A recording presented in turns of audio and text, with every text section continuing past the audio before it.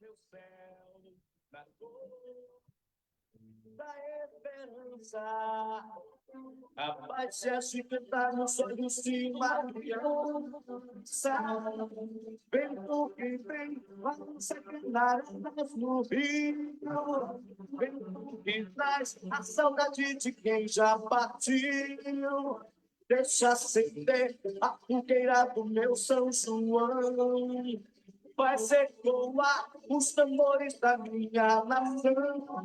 O vento norte faz o meu coração navegar. O vento norte faz o meu coração navegar. O vento norte faz o meu coração navegar. O vento norte faz o meu coração navegar. O vento norte faz o meu coração navegar. O vento norte faz o meu coração navegar.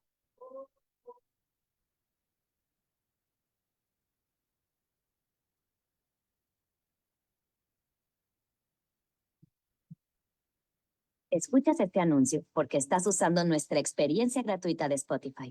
Descubre nuevas formas de escuchar tu música favorita sin anuncios, donde sea que vayas, incluso en modo offline, con Spotify Premium. Solo eres tú y donde sea que te lleve tu música.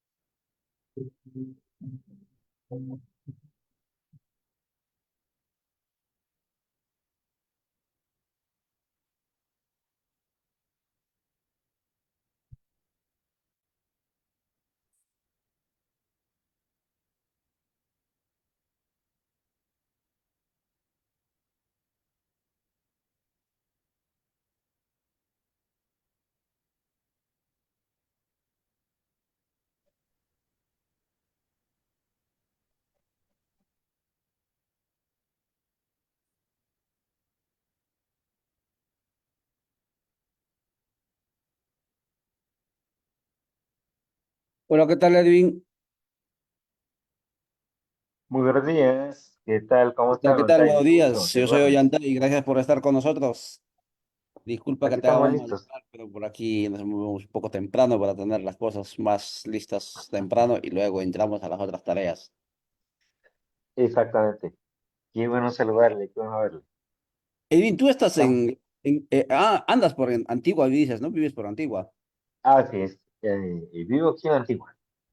Ah, ¿Y bien, tú bien. dónde estás?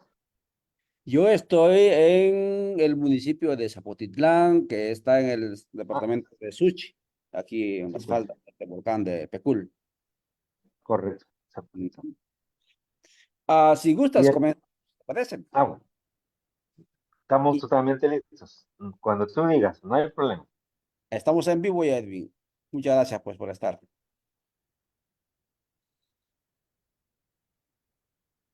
Excelente.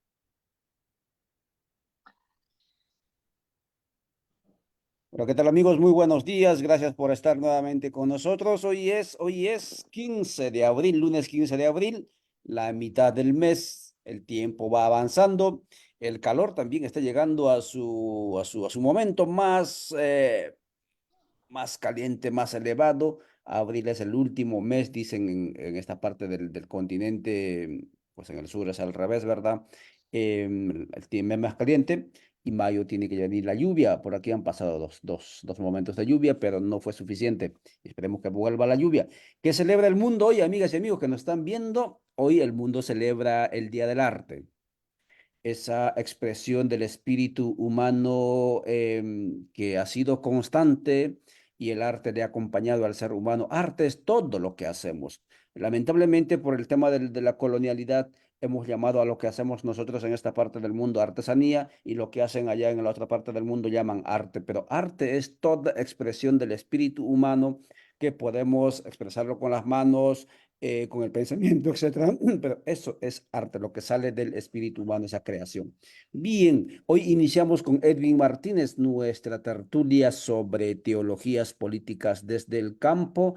Y claro, a más de uno le inquieta y dice, ¿y por qué los campesinos, comunidades reunidas en Codeca o las comunidades que están articuladas en la Vía de la Soberana tienen que hablar de política? Digo, perdón, de teología, porque la teología es la labor, la tarea de las iglesias o de las religiones.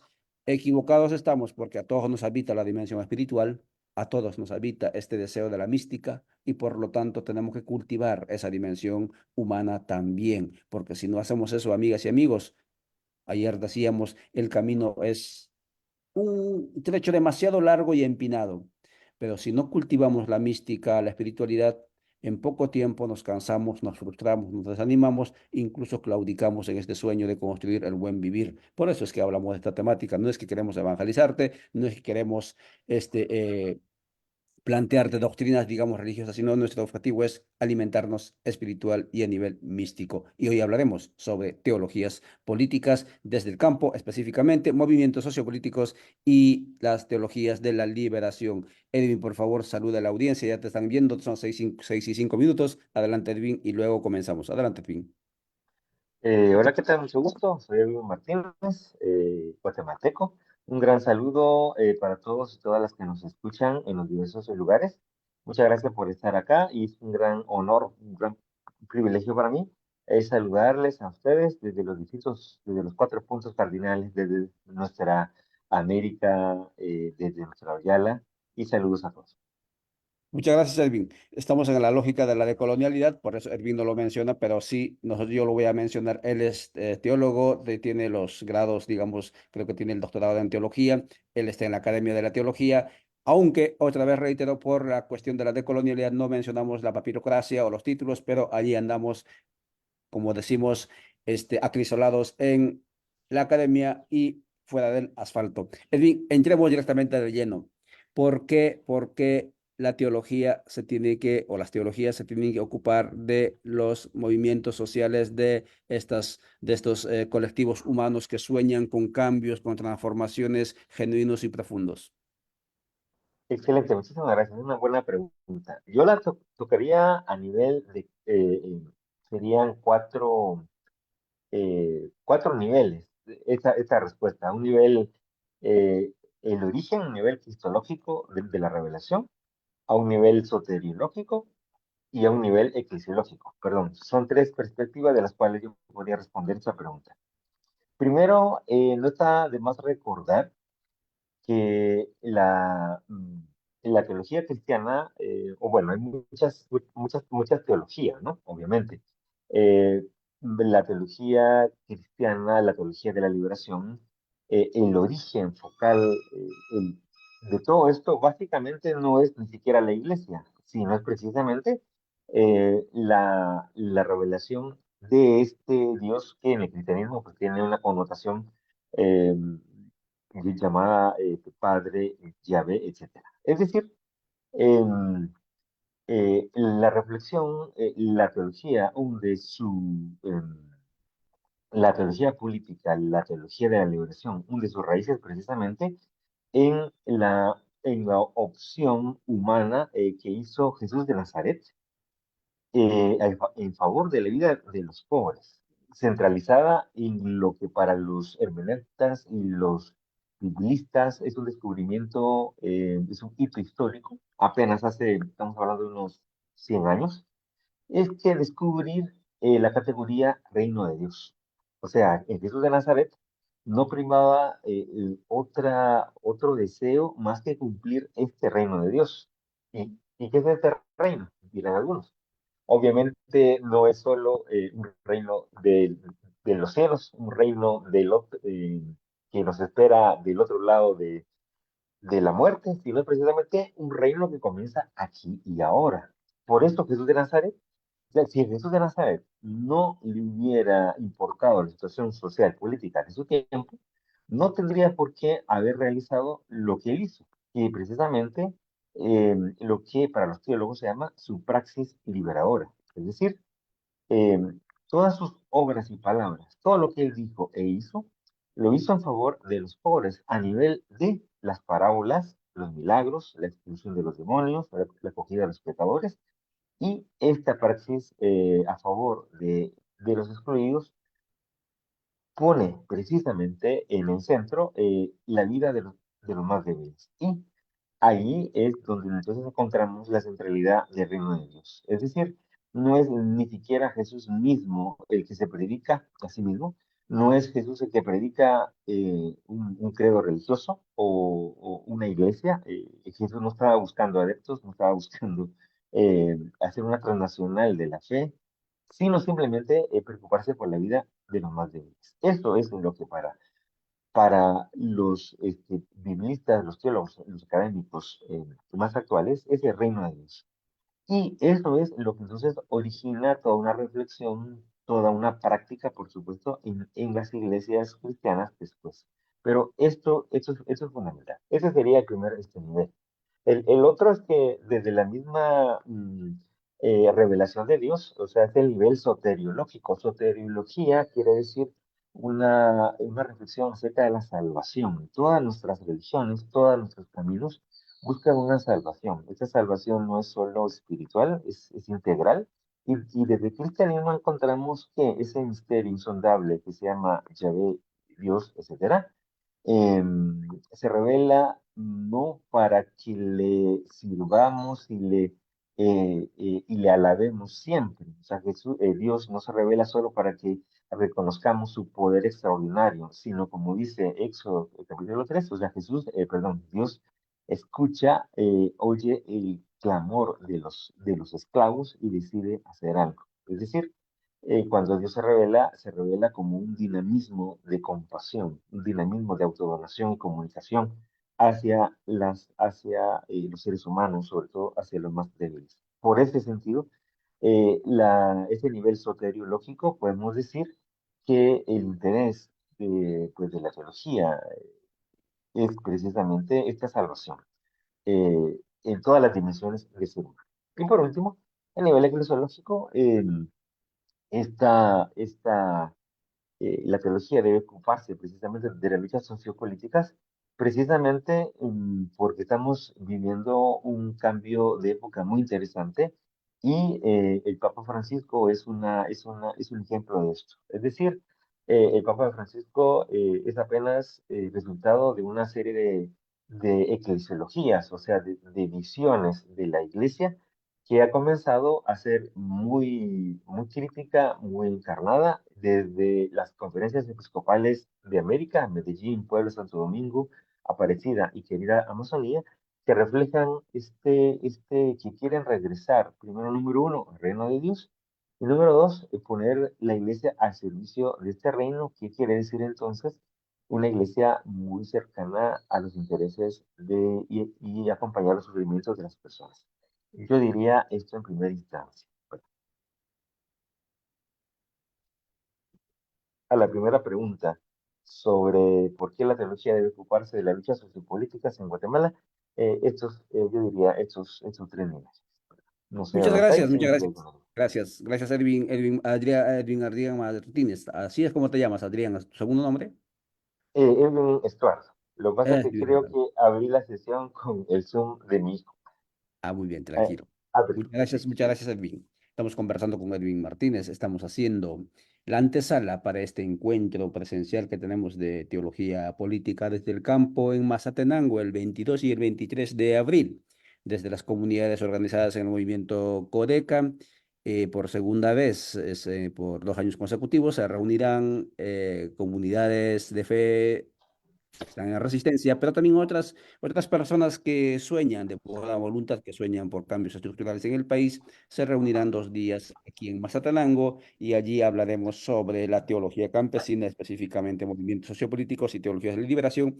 Y como antesala a ello, tendremos esta semana de tertulias, de abordajes, y hoy estamos hablando con uno de los expositores. eh, Edwin Martínez sobre este tema de la teología de la liberación en Guatemala, específicamente de los movimientos sociales.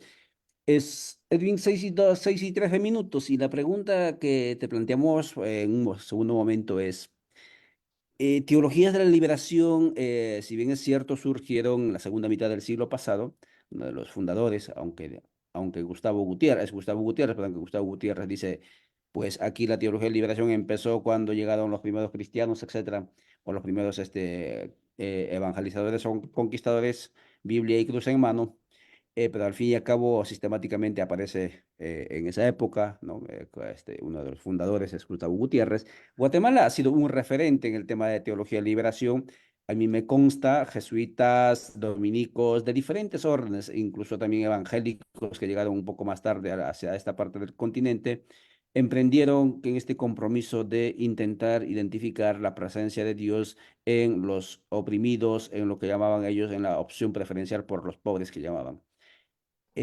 ¿Cuál es la lección que nos deja esta opción preferencial por los pobres en Guatemala? Porque también se ve que ese ímpetu, ese entusiasmo que había en esa década de los 70, 80, 60, 70, 80, 90, pues ya bajó. ¿Qué pasó allí? ¿Qué lecciones nos dejó? Adelante, por favor, Edwin. Sí, definitivamente la teología de la liberación Edwin, tiene que hacer... antes, ¿Sí? Edwin, creo que ¿Perdón? bloqueaste tu cámara o algo pasó allí con tu cámara, no te identificamos. Permítame un segundito, creo que se me... eh, ahí Ahí está. estamos, ahí estamos. Gracias. Adelante. No, no, gracias por recordar. Básicamente, podríamos decir, esta pregunta es muy sugerente, es muy interesante porque, permítame un segundito, permítame, aquí está, porque prácticamente podríamos decir lo siguiente, em, este, el legado, obviamente, aparece en la teología de la liberación como una reflexión como tal, como tú dices, a partir, obviamente, de Gustavo Gutiérrez y toda esta reflexión sistemática que se hace en torno a este nuevo sentir, esa nueva teología. Pero lo más importante, a mi entender, no es una reflexión así académica, por supuesto tiene que ser académica, crítica, encarnada y que sospeche de utilizar las categorías hermenéuticas que tienen que siempre ver la Biblia o cualquier relato simplemente a favor del status quo. La teología de la liberación pretende una emancipación, un discurso, una reflexión crítica a eso. Sin embargo, aquí es donde yo encuentro ya una novedad interesante. No es la reflexión, lo académico, la teología per se, porque Dios y logos es palabra, y logos precisamente encontramos, la palabra es griega, logos sumamente compleja, abundante, y todo lo que significa logos, sino, ante todo, es el compromiso, la praxis como acto primero. Es decir, la teología es acto segundo y la praxis acto primero. ¿Qué quiere decir eso? Em, no fueron los teólogos, no fue Gustavo Gutiérrez, no fue solo las personas que están en una élite académica o eclesial, sino los delegados de la palabra, los catequistas, personas de a pie, laicos y laicas, las que hicieron posible, por supuesto. Perdimos señal con Edwin Martínez. Nosotros seguimos transmitiendo. Amigas y amigos, estamos conversando con Edwin Martínez sobre las lecciones que dejó las teologías de la liberación. Ojo, las teologías de la liberación, dije. Y regularmente se utiliza ese término. Lo que pasa es que en algún momento se habló de la teología de la liberación y no existe teología de la liberación porque existen diferentes tendencias teológicas y vamos a escribirle a Edwin a ver qué fue lo que pasó en el continente y de eso estamos hablando con él. Em, ingresa, por favor. Y en ese entendido, Edwin, lo que nos estaba dejando era que el quehacer teológico tiene dos actos, dos momentos. Por un lado está la praxis, primer momento, y en segundo momento está la reflexión sobre esa praxis. Interesante. Regularmente también entramos con esta idea de que primero es la reflexión, ¿no? El quehacer, digamos, riguroso, ¿no? La teorización y luego eso llevarlo a la práctica. Y lo que está diciendo el primero la praxis, luego la reflexión, eso no es una constante, no es una, digamos, atributo solamente de la teología. En el continente de lo que se llama Vieyala, siempre ha sido eso en todas las disciplinas. Primero hacemos y luego reflexionamos. Porque somos así, porque pues no somos personas que necesariamente nos abstraemos antes, sino estamos existiendo o coexistiendo y estando en el mundo. Son las 6:19, nos ha dejado ya entonces varios elementos. Elvin, queríamos que también nos hablara sobre el tema de eh, cómo y dónde tendría que estar las teologías o la teología de la liberación en este momento liberando a los pueblos de cara a los sectores populares. Eso es lo que, la tercera pregunta que teníamos. Si él no vuelve, entonces nosotros volveremos mañana cuando sean las 6 de la mañana aquí en Guatemala. Nos escribía también por WhatsApp el compañero de, a ver si ingresa otra vez, Edwin. Si no ingresa, dejamos aquí. Saludamos también al compañero Abuy Moja desde España, que nos estaba viendo el tema. Y ayer en la conversación ayer tuvimos una muy bonita reunión con el panafricanismo, y allí también se hablaba bastante de la presencia de la teología de la liberación en África, ¿no? Y no es que estemos buscando y siguiendo temas de teología, lo que pasa es que son espacios donde nos reunimos con sueños de cambios, transformaciones estructurales, etcétera, y allí necesariamente entra la cuestión de la mística, la cuestión de la necesidad de cultivarnos en una nueva ética fundado, ojalá, en lo más profundo de lo que podamos hablar de lo humano, y ahí es donde toca el tema de las teologías de la liberación. Saludos también entonces a Abuy. Muchas gracias, amigas y amigos. Si Edwin no vuelve, aquí dejaríamos nuestra conversada. Mañana estaremos hablando con Toribio Pineda, es otro de los teólogos de Guatemala que también va a abordar la misma temática. El día, no, mañana no, pasado mañana. Mañana hablaremos sobre, nos acercamos o nos acercan a la guerra nuclear. Esa temática hablaremos mañana de una perspectiva más geopolítica con Martín Martinelli desde Argentina. Pasado mañana volveremos con el tema de teología política, como pueden verlo allí en su pantalla, con Toribio Pineda, y luego estamos el día 18 a las 6 de la mañana siempre con Julián Cruz Alta. Él es dominico, teólogo también, como les decía, con los diferentes grados académicos. Normalmente no lo mencionamos porque estamos en la dinámica de la decolonialidad, de la despapirización, y Julián Cruz Alta viene desde México y él también va a estar presencialmente el 22 y el 23. Él es de la Orden Dominica. Y el viernes cerramos con Maricel Mena. Maricel Mena es una teóloga negra que trabaja en la parte de Colombia, que se llama Colombia. Ha estado ya con nosotros con el tema de la defensa de la tierra. Y el día viernes, perdón, hablará con nosotros para cerrar ese ciclo sobre también los desafíos de la teología de la liberación en el continente de Abya Yala. Y el 22 y el 23 nos veremos en Suchitepec, espero, claro, con los que vienen de afuera, especialmente Julián y creo que también Efraín Romero de Honduras. Estaremos corriendo por algunos territorios de Guatemala antes de entrar al encuentro comunal de teología política desde el campo. Nos veremos, amigas y amigos, mañana cuando marca el reloj otra vez 6 de la mañana. Muchas gracias por vuestra atención y nos vemos hasta mañana.